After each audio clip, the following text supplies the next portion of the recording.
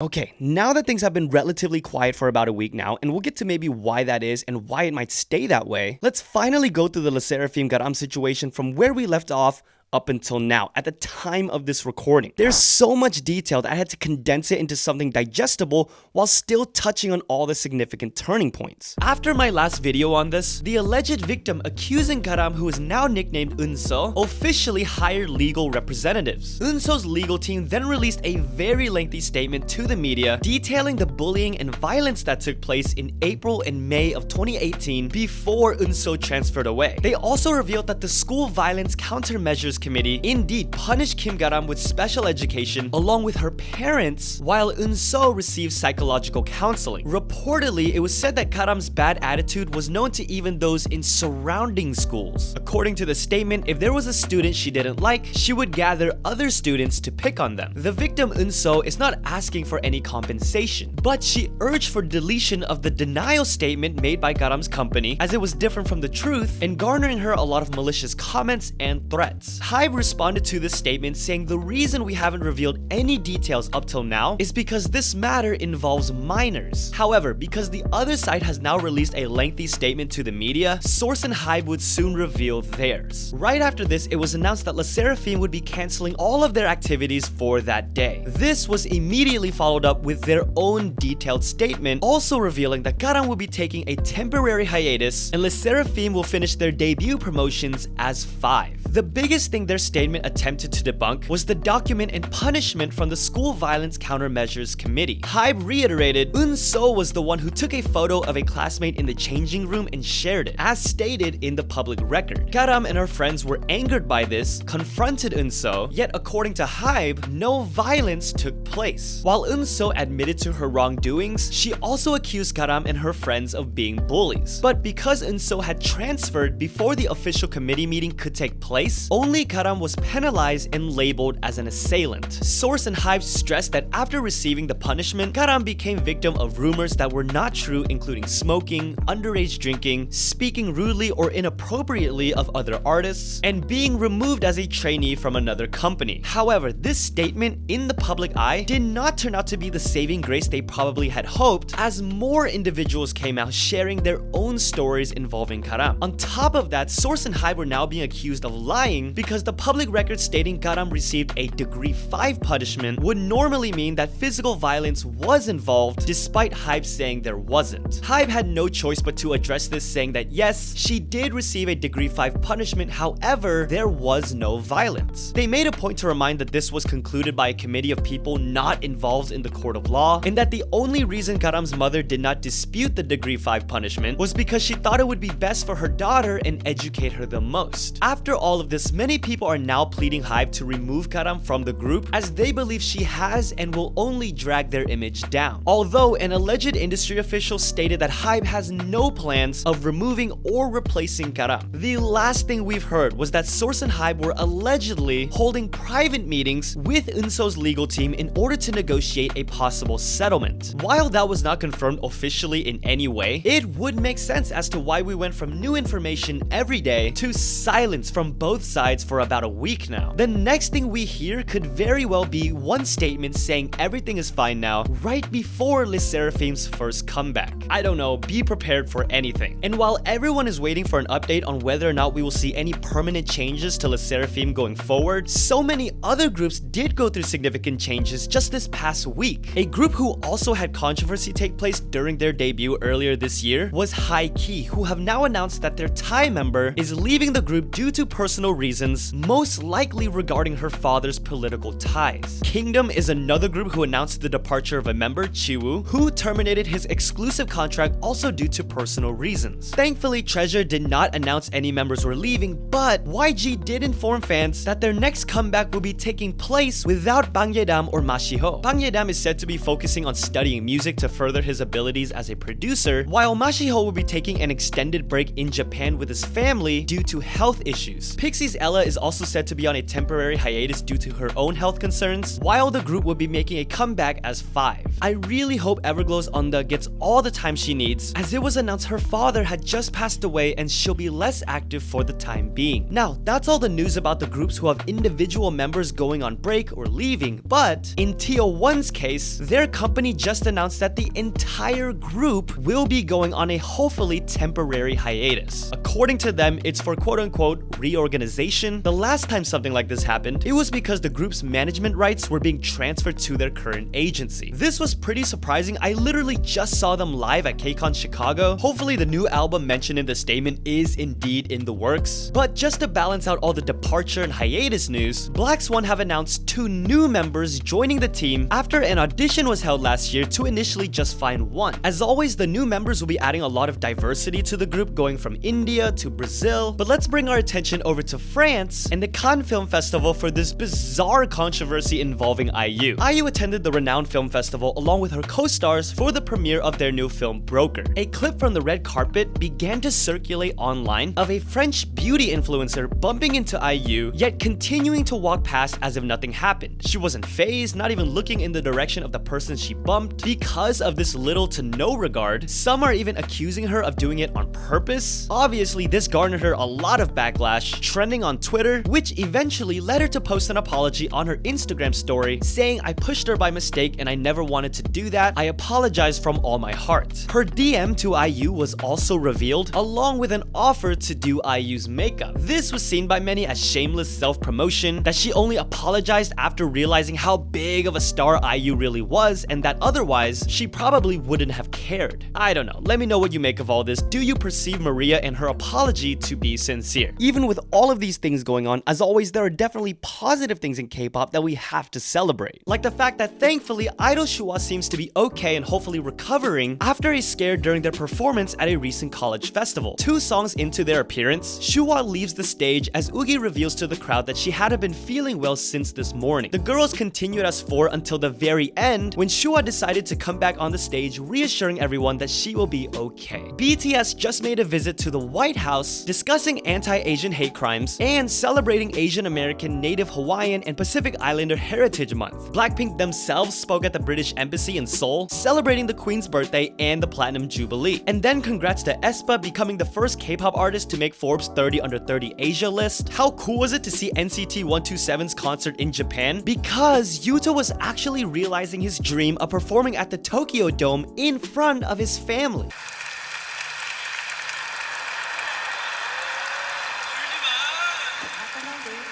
17 just celebrated their 7th anniversary and did it with their tradition of donating to charity. This time it was for the education of underprivileged youth all over the world who have been affected by the pandemic. Also, congrats to VIXX for celebrating their 10th anniversary, an entire decade, hopefully a comeback soon as well. And of course, congrats to SHINEE on their 14th anniversary, debuting all the way back in 2008. By the way, speaking of the Tokyo Dome earlier, I love this past clip of them being so excited to announce their very first concert in the Tokyo Dome, reminding us how passionate these guys are about what they do and who they do it for.